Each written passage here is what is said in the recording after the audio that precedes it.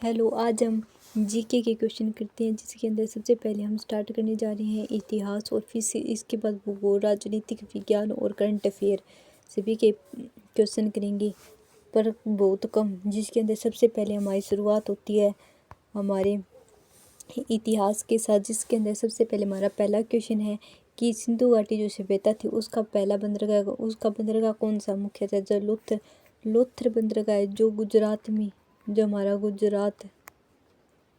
गुजरात के अंदर लोथर है, लोथल। रोपण पंजाब के अंदर, कालीबंगा हनुमानगढ़, और मोहनजोदड़ो जो वर्तमान में पाकिस्तान के पास, इसका पाकिस्तान में इसका भाग है। तो इसके बाद हमारा अगला क्वेश्चन है कि जो बौद्ध भिक्षु है उसके प्रभाव में आकर जो अशोक ने ना अपना धर्म परिवर्तन किया था वो कौन सा था? वो उपगुप्त। और कौन से युद्ध के बाद किया था? तो कलिंग का युद्ध।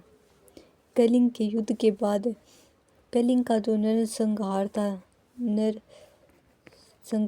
को देखकर अशोक ने अपने आप को बौद्ध धर्म की ओर अधिक कर लिया और बौद्ध धर्म को अपना लिया। और इसके बाद हमारा अगला क्वेश्चन है अर्थशास्त्र की जो बुक थी वो किसने लिखी थी? जिसके अंदर कौटिल्य, जो हमारे चंद्रगुप्त जो मौर्य है उनके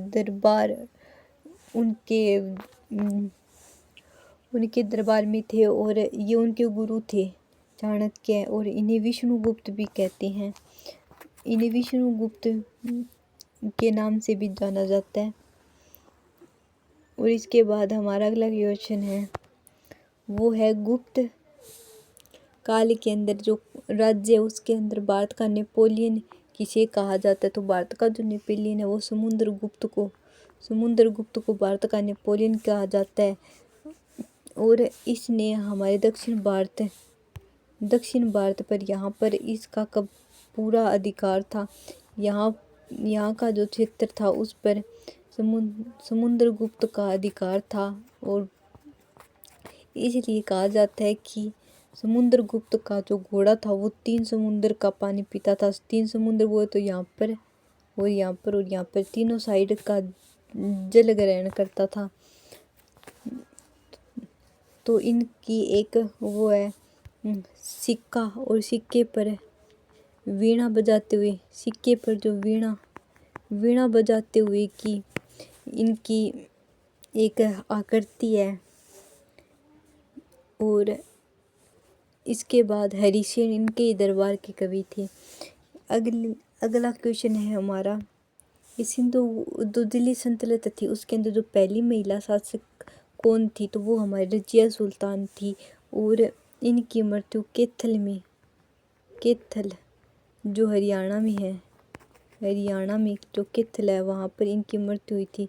और यहाँ पर जो लोग थे उन्होंने इनका बहुत अधिक विरोध किया, लेकिन इनके पिता ने इन्हें अपना उत्तराधिकारी घोषित कर दिया, जिसके कारण इन्होंने इस चीज़ का विरोध किया और वहाँ की शासिका बनी। ये दिल्ली सल्तनत की पहली शासिका थी।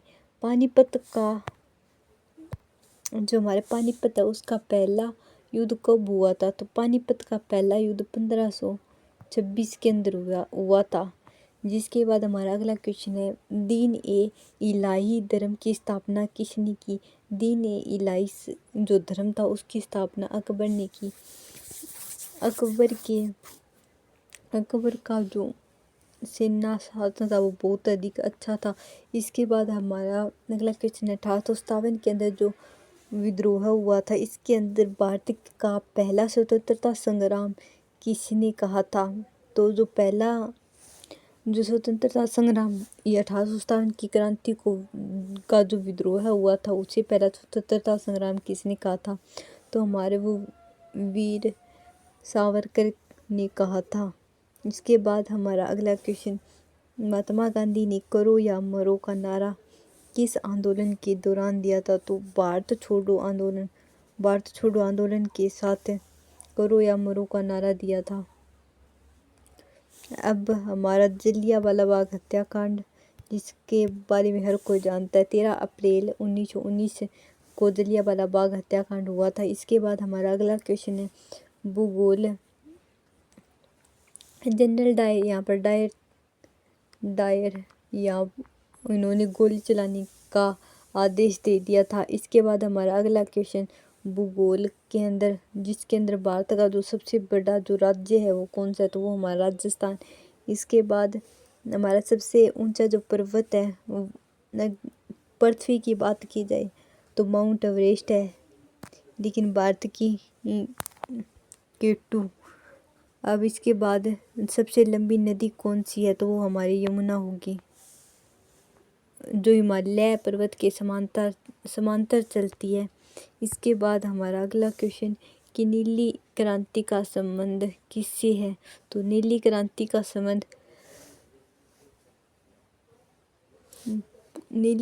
संबंध मत्स्य उत्पादन से। मत्स्य उत्पादन हमेशा याद कर सकते हैं कि जैसे यहाँ पर मत्स्य नीली क्रांति और जल का रंग थोड़ा नीला होता है, तो इसे मछली को हम मत्स्य याद कर सकते हैं।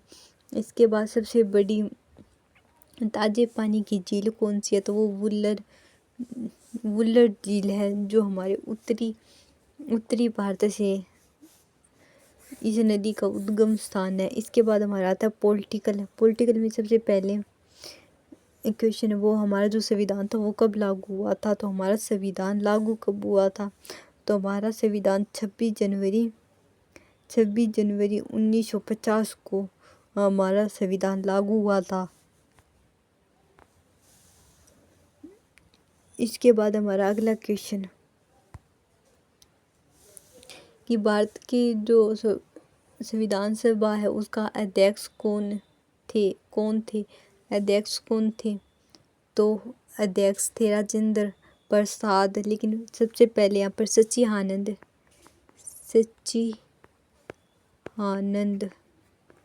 सिन्हा को यहाँ पर अध्यक्ष बनाया गया सबसे पहले, लेकिन ये अस्थायी रूप से कार्य किया। इसके बाद हमारा राजेंद्र प्रसाद को बना दिया गया।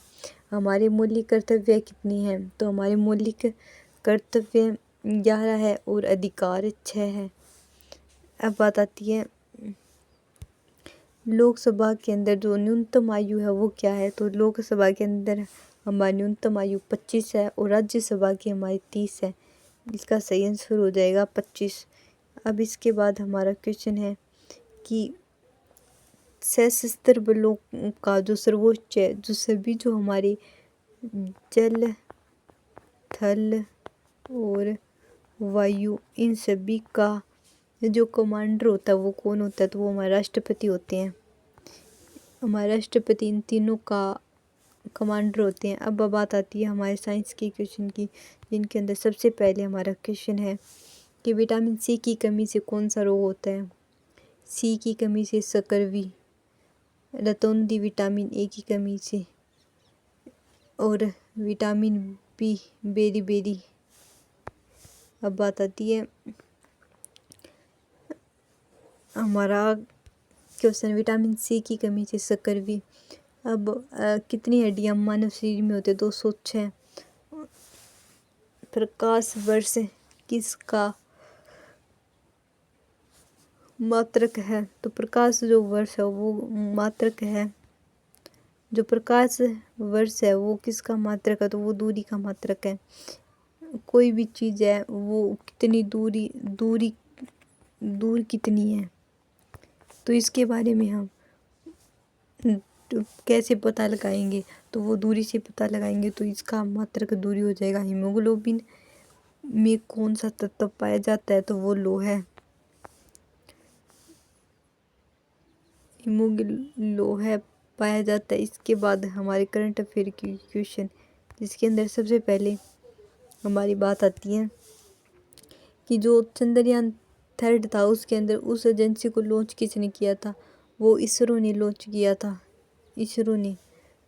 और T20 वर्ल्ड कप के अंदर आयोजित जो T20 जो वर्ल्ड कप था वो कहाँ आयोजित किया गया, तो वो किया गया था वेस्ट इंडीज और संयुक्त राज्य अमेरिका। अब हमारा अगला